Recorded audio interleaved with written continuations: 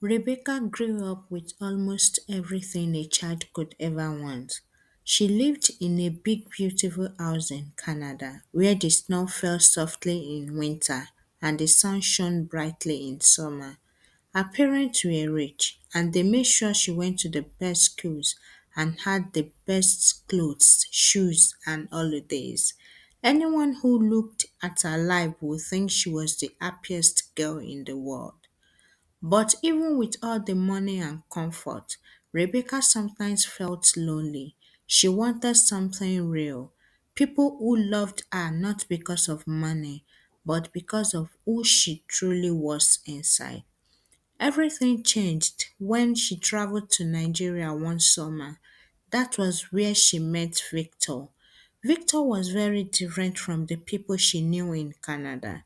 He was humble, respectful, and always smiling. He didn't have a lot of money, but he had a kind heart. He treated everyone with care, and he treated Rebecca like she was the most important person in the world, not because of her father's wealth, but because he truly liked her. Her friends in Canada laughed when she told them about him. Rebecca, are you sure about this? They teased. He's not from your world. You two are too different. But Rebecca never got angry. She would smile and say softly, "That's why I love him. He is real. He loves me for me, not for money or anything else." Soon they got married. The wedding was simple but full of love, and even though they came from different worlds, they worked together, learned from each other, and built a happy life. 5 years after their marriage, their home was always filled with joy. Their little son ran around the house, laughing and shouting, making them smile every day. Sometimes Rebecca would sit quietly, watching her husband play with their child, and she would whisper to herself, "This is my dream. This is the life I have always wanted." And truly, she meant every word. It was her father's sickness that changed everything. The news came suddenly, like loud thunder on a quiet day. Her father had cancer, and the doctor said it was spreading very fast. Rebecca felt her heart drop. She knew she couldn't stay in Nigeria. She had to fly back to Canada immediately to take care of him, and she had to take her young son with her. At the airport, her eyes were filled with tears. She held Victor's hand tightly. "Take care of everything here, Victor," she said in a shaky voice. She didn't want to leave him, but she had no choice. "I will, don't worry," Victor said. He squeezed her hand and tried to smile, even though he looked sad too. Rebecca left, believing that everything would be fine, but it wasn't. She stayed in Canada for 2 whole years, 2 long difficult years. Every day she went to the hospital. Every day she prayed. She cooked, cleaned, helped her mother, and took care of her father. She barely slept. Life was hard, but she never complained. Victor kept calling to check on her father, and she trusted him completely. She left him in charge of all her businesses, her bank account, and her houses in Nigeria. She believed he would protect everything for her. But when she finally returned to Nigeria, ready to rebuild her life, she stepped into a nightmare. Her house, once filled with beautiful furniture and happy memories, was almost empty. The chairs, the TV, the decorations gone. One of her properties has been sold. Her bank account, which used to have plenty of money, now had almost nothing left. Rebecca stood in the middle of her living room, feeling like she couldn't breathe. "Victor, what happened?" she whispered. Her hands were shaking. Her son held onto her arm tightly, scared. Victor stood in front of her with his head bowed. He didn't say a word. His face showed guilt, deep, heavy guilt. "Say something," Rebecca shouted, tears rolling down her cheeks. "I trusted you with everything, Victor. Everything." But still, he said nothing. No explanation, no apology, just silence. And in that moment, Something inside Rebecca broke.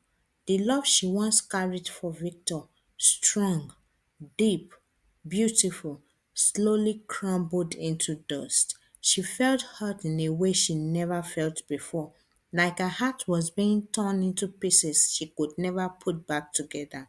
The man she once loved had destroyed her trust, and the pain was more than she could ever bear. The day Rebecca was getting ready to return to Canada, something unexpected happened. She went to a supermarket to buy few things, and as she pushed her cart, she suddenly heard someone call her name softly, Rebecca. She turned around quickly. Standing there was a man she had not seen in many years. Tunji, she said in surprise. He looked older, with a little grey in his hair, but his warm smile was still the same. Rebecca remembered him immediately. When she was a little girl in Canada, Tunji used to work for her father. He was always kind, always respectful, and he always treated her like a younger sister. They talked for a few minutes, catching up with old memories. They laughed about how small she used to be and how she used to follow her father everywhere. Before they parted, they exchanged phone numbers. Rebecca didn't think much about it. She thought it was just an ordinary meeting. But then, a week later, her phone buzzed. How are you today? It was a message from Tunji. The next day, another message came. Don't forget to eat. Then another. I'm here if you ever want to talk. Rebecca felt something inside her soften. She had been so lonely, so hurt, and so confused since Victor betrayed her. She didn't have many people to talk to, but Tunji kept checking on her, kindly, gently, without asking for anything in return. Slowly, she began to open up to him. She told him about Victor. She told him about the money that disappeared, the empty house, the heartbreak, the silence. She cried sometimes while texting him. Tunji didn't judge her. He didn't rush her. He listened. One night, while they were talking on phone, his voice came through very softly. Rebecca, I will never hurt you like that, he said. You deserve happiness. You deserve someone who respects your heart. Rebecca felt a sharp ache in her chest. She wanted to believe every word he said after everything she had been through. She needed to believe someone could care about her without hurting her. For the first time in a long while, she felt a tiny spark of hope, small, gentle, but real. 3 months later, Rebecca flew back to Nigeria again, but this time she wasn't returning because of Victor. She wasn't returning to fix her marriage. She came back because of Tunji, the man who had been kind to her when she was hurting, the man who made her feel seen again. Her mother called her almost every day before the trip. Rebecca, please slow down. Her mother begged on the phone. You just came out of a painful marriage. You need time to heal. Don't rush into anything new. But Rebecca's heart was already full of attention and sweet words Tunji had given her. She felt cared for, wanted, and understood. After everything Victor had done, she just wanted someone who made her feel safe and loved. And Tunji seemed to do exactly that.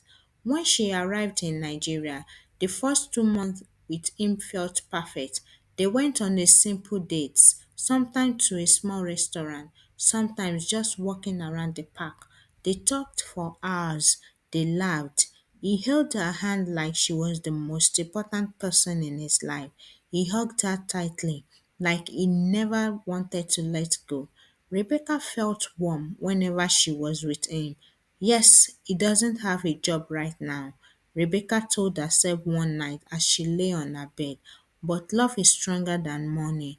As long as we love each other, things will be fine. You will find a job soon. Everything will work out. She wanted to believe it so much. She wanted their love to be enough to solve every problem.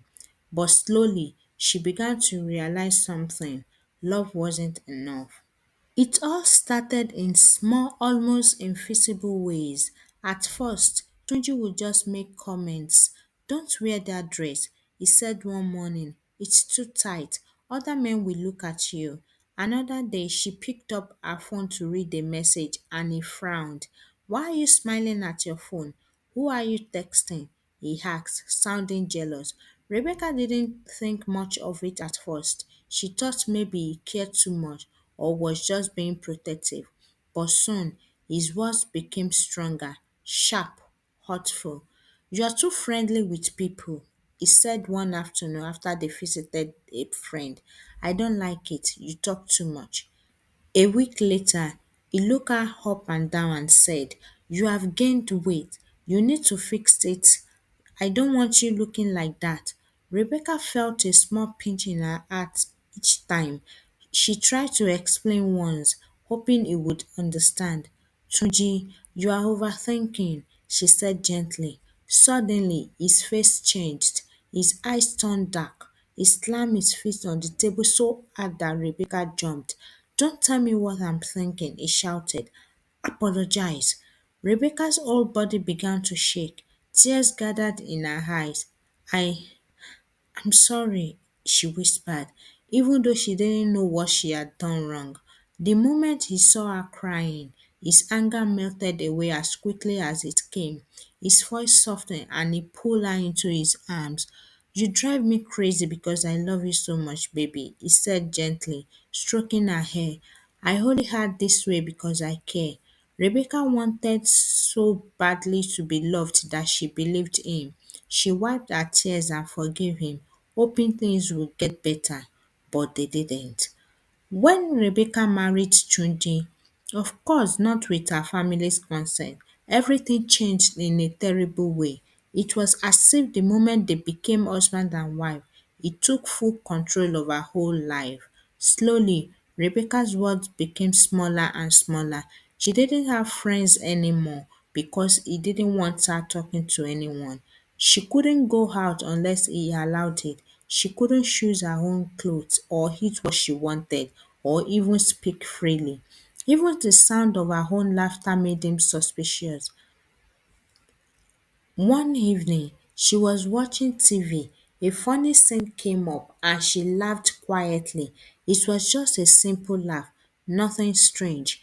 But Tunji turned sharply and stared at her with angry eyes. Who are you laughing for? He asked harshly. Do you wish that man on the screen was here with you?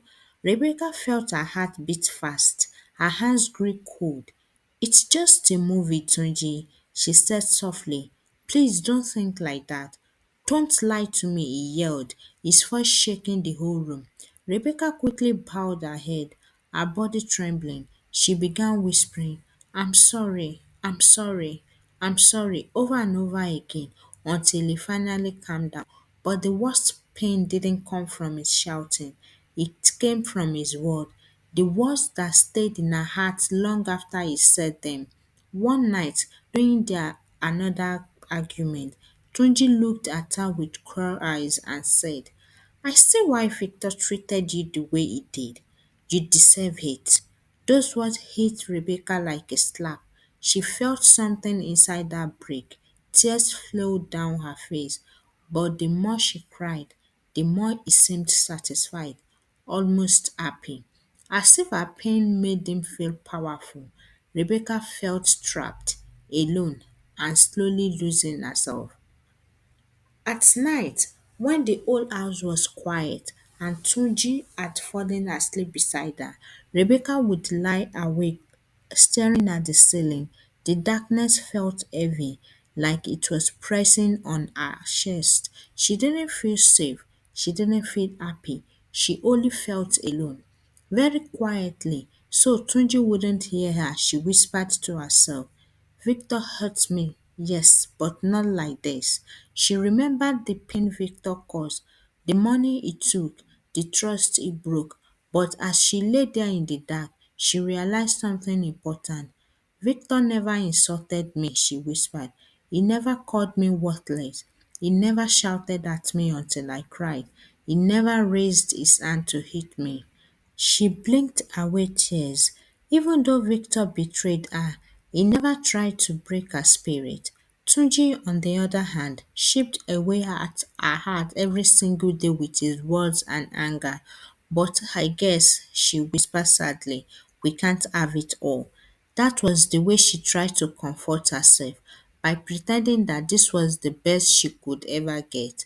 And then came the biggest lie she told herself every night. One day Tunji will change.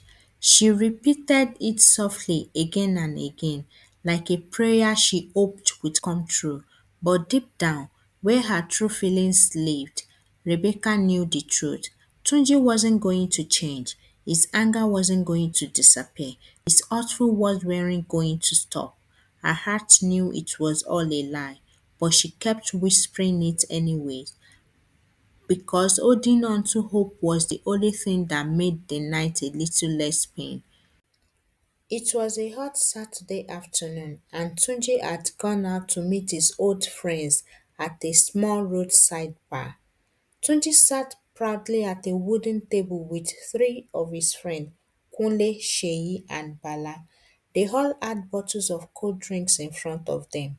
As they talked, Tunji leaned back in his chair with a proud smile, acting like a king sitting on a throne. Tunji, how your wife dey? Kunle asked with a grin. Dat fine Canadian woman, she still dey treat you like king? Tunji laughed, loud, long and full of pride. My guy, he said, shaking his head proudly, you don't even know. That woman is in my hand like this. He closed his fist tightly to show control. She cannot do anything without asking me first. His friend whistled in surprise. Serious? Sheyi asked, raising his eyebrows. She looked gentle, but I didn't think she was the type you could control. Tunde puffed out his chest. Control? Bro, I own her. She knows her place. I tell her what to wear, what to eat, and when to go out. Sometimes I even tell her when she should laugh. The men burst into laughter. Balan leaned forward, looking impressed. Ah, you dey try oo, you get mind oo. If na some women, they go shout back or fight you. Tunji scoffed. Not Rebecca. Dat woman no fit talk when I talk. She knows I'm the man of the house. If she tries nonsense, I just raise my voice small and she becomes quiet like a mouse. He snapped his finger to show how fast she obeyed. Kunle hit the table playfully. Omo, dis your wife matter dey sweet me oo. So she no fit even argue with you at all? Tunji smile. Argue? She no dey try am. The day she argued, I hit the table strong bam, and she started crying and apologizing. Little thing like that, very soft woman. The men roared with laughter again. Sheyi shook his head slowly. Tunji, you be correct man. Women like that, once you catch their weak point, they never misbehave again. Tunji leaned closer to them, lowering his voice proudly. You see, Rebecca thinks I love her too much, so she forgives everything. She wants to feel wanted. She wants to feel like I'm the only one who cares. She doesn't know that I'm just setting her straight. He took a sip of his drink before continuing, sounding more arrogant. And the best part, he added, she fears losing me. Because of that fear, she does anything I say. Anything. Sheyi clapped his hand. Ah, you are enjoying it, oh. You have a whole foreign wife obeying you like that. God really blessed you. Tunji smiled wide, feeling proud. He continued bragging, enjoying every second of it. One time she laughed while watching TV, just laughing like everything was perfect. I told her to stop. I said, who are you laughing for? She almost fainted from fear. Can you imagine that? They all laughed even harder, and she apologized. Just like that. I didn't even have to shout too much. Kule nodded slowly. You really get her under control. Tunji leaned back satisfied. Exactly. A man must always be in charge. Once your wife knows you're the boss, the home will be peaceful. His friends cheered, raising their bottles. Tunji smiled, feeling like a hero among them. He didn't feel guilty. He didn't feel ashamed. He liked the power, he liked the control, he liked how they praised him. But what he didn't know was this: while he bragged, while he laughed, while he acted proud, Rebecca was at home wiping quiet tears from her eyes, folding laundry with trembling hands, trying to make the house perfect so he wouldn't shout again. She didn't know her pain was being used as a joke by men who didn't care. The sun was bright that afternoon, shining through the curtains of Rebecca's living room. She sat quietly on the sofa, her hands folded on her lap, staring at the floor. Her eyes looked tired, like someone who had cried too many times. Her best friend, Amara, sat beside her. Amara had been Rebecca's friend since secondary school. She knew Rebecca before Victor, before Tunji, before all the pain. She had come to visit because she noticed Rebecca had not been smiling lately. "Rebecca," Amara said softly, placing a hand on hers, "you're not fine. I can see it." Rebecca forced a small smile. "I'm okay, Amara. Just tired." "Tired?" Amara shook her head. "You're suffering. Look at you. You're not the same Rebecca I know. You flinch at every second. You don't laugh anymore. You hardly talk." Rebecca's eyes filled with tears, but she quickly wiped them away. Amara continued, her voice shaking with worry. "That man, Tunji, he is destroying you slowly. You need to leave before it gets worse. Please, Rebecca, I'm begging you." Rebecca looked up sharply. "Amara, don't talk about my husband like that." "I will talk," Amara snapped. "You think I don't see the marks on your arm? You think I don't see how scared you are of saying the wrong thing? Rebecca, this is not marriage. This is a prison." Rebecca swallowed hard. She opened her mouth to speak, but at that exact moment, the front door click opened. Tunji stepped in. His eyes landed on both women immediately. His face changed. His smile disappeared. His jaw tightened. He shut the door slowly, like a lion preparing to attack. "So?" he said coldly. "This is what you guys talk about when I'm not around." Rebecca froze.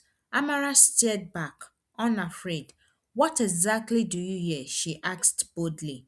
Tunji stepped closer, eyes blazing. "I heard everything. You jobless, useless busybody." Rebecca gasped. "Tunji?" He pointed at Amara. "You think you can come into my house and spoil my wife? Look at you, almost 35 and still unmarried. Who will marry someone like you? No sense, no respect." Amara stood up slowly. "At least I'm not controlling anyone. At least I'm not a bully." Tunji laughed loudly. "You? Giving advice? Ah, hey, no wonder your life is empty. You jumped from one man to another and still nobody wants you. Look at your mouth like generator." Rebecca covered her mouth in shock. Amara's eyes widened. "Tunji, how dare you?" "Shut up," he growled. "This is my house. Don't you ever speak about me again." Amara turned to Rebecca. "You see? You see the kind of man you're defending? Rebecca, open your eyes. He doesn't love you. He loves controlling you." Rebecca suddenly stood up, shaking with fear and anger. "Amara, stop talking," she shouted. Amara's mouth fell open. "Rebecca, you're disrespecting my husband," Rebecca snapped, tears building up. "You entered my home and started abusing him. How dare you?" Tuji smacked proudly. Amara looked at Rebecca like she didn't recognize her anymore. "Rebecca, I'm trying to save you." "I don't need saving," Rebecca cried. "Maybe you're bitter because you're not married. Maybe that's why you're jealous." The room went silent. Even Tuji hadn't expected that. He looked at Rebecca with surprise and satisfaction. Amara's voice cracked. "Rebecca, after everything, after all he's done, you choose him over me?" Rebecca blinked fast, tears sliding down her cheeks. "I chose my husband," she whispered. Amara picked up her bag slowly. She stared at her friend, her sister in everything but blood. "I hope one day you will see the truth," she said quietly. "But by then, It might be too late. She walked towards the door. Before she stepped out, she turned back. Rebecca, I love you. I only wanted to protect you. Then she left. The door closed softly behind her. Rebecca stood there shaking, guilt filling her heart, but Tunji walked up behind her, wrapped an arm around her waist, and whispered, That's how a good wife behaves. Rebecca swallowed hard, and for the first time, she wondered if she had made a mistake she could never undo.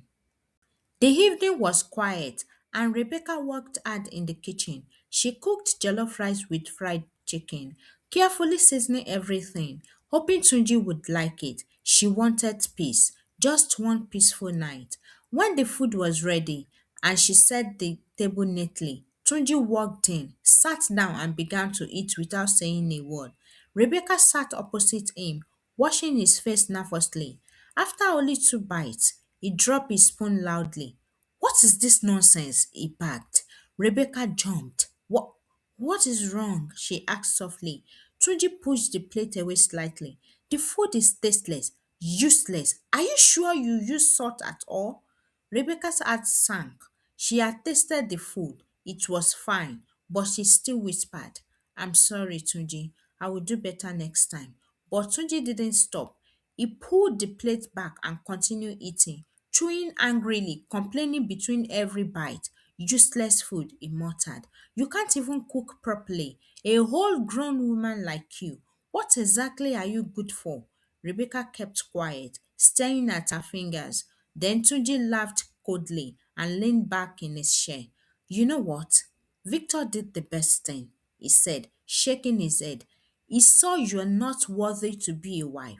That's why he treated you the way he did. You deserve every something inside Rebecca broke. She slammed her hand on the table, her eyes wide and filled with tears. Stop it, Tunji. Tunji froze. It was the first time he had ever had her raise her voice. Rebecca stood up, shaking, breathing hard. Stop tormenting my life, she screamed, tears running down her face. Every day you insult me, you shout at me, you break me. Why? What did I ever done wrong to you? Tunji blinked, shocked. Rebecca cried louder. Stop making things hard for me. I'm trying. I'm trying every single day to make you happy. I cook, I clean, I do everything. You still treat me like trash. Tunji clenched his teeth. Rebecca, no, don't Rebecca me, she shouted again. And stop talking about my past. Stop bringing up Victor every time. I'm tired. Tunji, I'm so tired. Her voice echoed through the room like thunder. It was the loudest, boldest she had ever sounded. Tunji's expression slowly changed from shock to anger. His face tightened, his fist clenched. You dare shout at me? He growled. Rebecca wiped her tears but didn't back down this time. Yes, I shouted, because I'm a human being. Tunji, I have feelings, and you? Before she finished, Tunji stepped forward and, in a sudden burst of rage, hit her hard across her lower abdomen. Rebecca gasped. Her heart filled to her stomach. Her legs buckled. She fell to the ground with a painful cry. The sound shocked even Tunji. Rebecca, he said, panicking. Rebecca! She crawled on the floor, holding her stomach tightly, breathing fast, tears pouring uncontrollable. Tunji dropped to his knees beside her. Rebecca, get up, get up, he shouted, but his voice was shaking. She couldn't stand. Fear flashed in his eyes. Without thinking, he pulled her up, carried her in his arms, and rushed outside. Hold on, he kept saying as he placed her in the car. He drove fast, too fast, ignoring traffic, honking wildly, sweat pouring down his face. Rebecca lay in the seat weak, crying softly. Please help me, she whispered. Tunji's hand trembled on the steering wheel. He didn't know if she would be okay. He didn't know what the doctors would say. All he knew was, for the first time, he was scared, truly scared. He had pushed her too far, and something terrible had finally happened. The hospital smelled of antiseptic and medicine. The bright white light made Rebecca squint as Tunji carried her into the emergency room. Nurses rushed past them, their voices calm but busy. A doctor quickly approached. What happened? The doctor asked, looking at Tunji. She fell. I I hit her accidentally. Tunji stammered, trying to sound calm. The doctor's eyes narrowed, but he didn't say anything. He guided Rebecca to a hospital bed, helped her lie down, and began to examine her carefully. Rebecca's hands trembled as she held her stomach. Please, please be okay, she whispered. Her heart was heavy with fear, and she prayed silently. After a few tense minutes, the doctor stepped back, sighing heavily. I'm very sorry, he said gently, looking at her and then at Tunji, but the baby didn't survive. The fall caused too much damage. There is no heartbeat. Rebecca's whole body froze. Her chest felt as though it has been crushed. She had dreamed of this baby for months, imagined holding it, smiling at it, loving it with her whole heart, and now it is gone. She buried her face in the sheet and began to cry, the tears flowing freely. No, no, I wanted this baby. I wanted another chance. Tunji, standing beside her, shifted uncomfortably. His face didn't show sadness, only annoyance, as if her grief was inconvenient. We can always make another one, he said after a moment, shrugging lightly. At least you're still alive, right? Rebecca turned her head slowly, her tear-stained face full of disbelief. Even the doctor frowned at his words. This isn't the time to be careless, the doctor said, shaking his head. He looked at Tunji, shocked at his lack of compassion. Rebecca stopped, shook the bed as Tunji helped her sit up. They left the hospital together, her body weak, her spirit crushed, her dreams of having another child lost.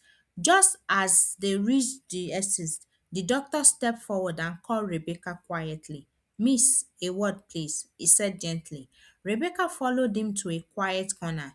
I know your situation is difficult, he said, looking at her kindly, but I need to be honest. If you continue in this marriage, if this is what your life is like every day, you need to leave. Protect yourself, protect your heart, protect your body. Rebecca looked at him, her eyes full of sadness, but she didn't say a word. She only nodded slightly and whispered, Thank you, doctor. The doctor looked at her carefully. He could see the truth behind her face. She wasn't planning to leave. She had heard his advice, but something inside her kept her silent, keeping her trapped in a life that hurt her. Rebecca turned back towards Tunji, climbed into the car quietly, and let him drive. The street of the city felt heavy around her. Inside her, her heart was heavier. The baby was gone. Her trust was gone. Her hope felt gone too. And yet, even in the sorrow, Rebecca stayed silent, keeping the secret of her pain locked inside, like a bird trapped in a cage. Rebecca had voices telling her to leave, her friends, their neighbors, even people in their street, but she turned deaf ears. This is my cross. I will carry it. Nobody sent me for here. Oh. The same people who told me to leave will later insult me with it. Why should I live two marriages? And I'm not even 40. No, now, I can't. These were her inner thoughts, and those thoughts, they imprisoned her. Rebecca had never given herself time to heal after Victor. She had leaped from heartbreak into another man's arm, desperate to feel loved, desperate not to be alone. She ignored the red flags, silenced her doubt, and built a prison out of hope. She carried her burden alone, too ashamed to tell her mother, too broken to fight, too afraid of judgment to walk away. Her mind screamed at her to leave, but her heart betrayed her, whispering, Stay, endure, maybe it will change. So she endured. She didn't know how, she didn't know when, but she clung to one fragile belief I will survive one day. Until then, Rebecca remained imprisoned by love, bound by fear, and betrayed by her own heart. The end. Or maybe the beginning. Hi, sweethearts! Thank you so much for watching my story today. I really appreciate every single one of you. If you loved it, smash that like button, share it with your friends and family, and don't forget to subscribe so as to support me. I also want to hear from you. So please drop a comment below and tell me what you think or which story you want next. Thanks again for being part of this journey. See you in my next story. I love you. Bye.